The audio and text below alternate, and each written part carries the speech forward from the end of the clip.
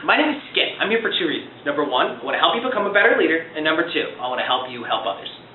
So how do you budget for your gap year? What are the things you need to take into account as you save up money so that you can afford to go on this amazing life-changing adventure? Well, the first thing you need to determine is the program costs. What does your program that you've decided to take, or the ones you're looking at, what does it cost? So some costs would be the application fee. Also, is there a plane ticket?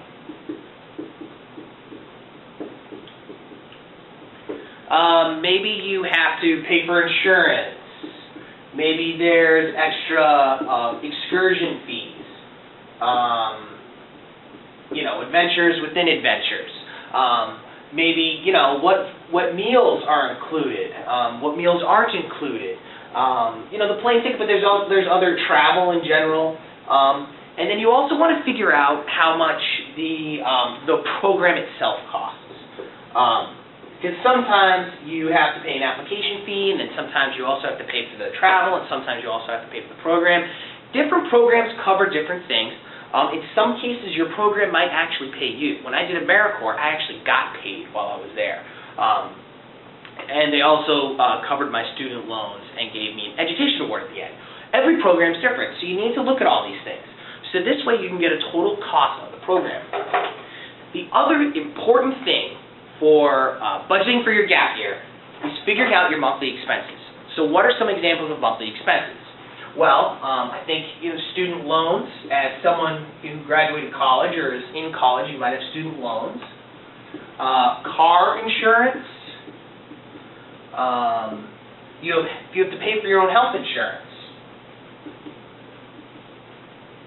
I have to pay for my own health insurance, so that's definitely a monthly expense. Your cell phone bill, and there's many others, right? So these are your monthly expenses.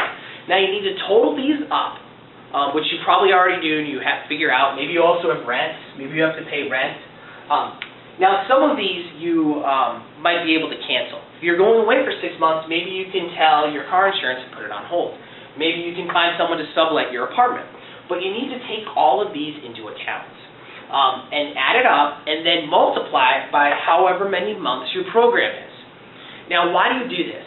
Well, the reason you do this is because you don't want any surprises.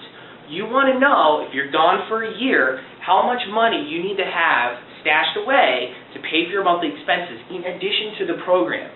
Because during your program, it's unlikely you're going to have an opportunity to work a job and make money to pay for your monthly expenses. So you need to set this up.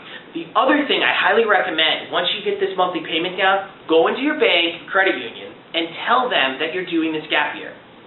Tell them that you're going to be traveling, and that you're not going to be able to, you might not be able to be near your computer to do online banking on your own, so you can set up automatic bill pay and withdrawals, so then you don't have to worry about it. Because while you're in your gap year, the last thing you're going to want to do is worry about bills. When I was in AmeriCorps, I did not set up automatic bill pay for my cell phone, and I was in Big Bend, Texas National Park, and there was one computer that I had access to for the entire, and it was also the computer that the entire park had access to, so I was never able to use it.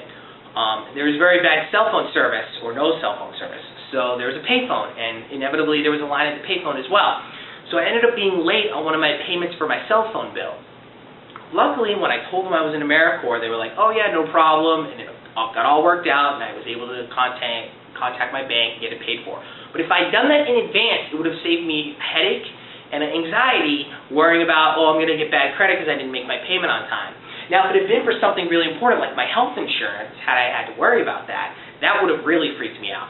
So it's important to make sure you know about these expenses and how you're going to handle them before you leave.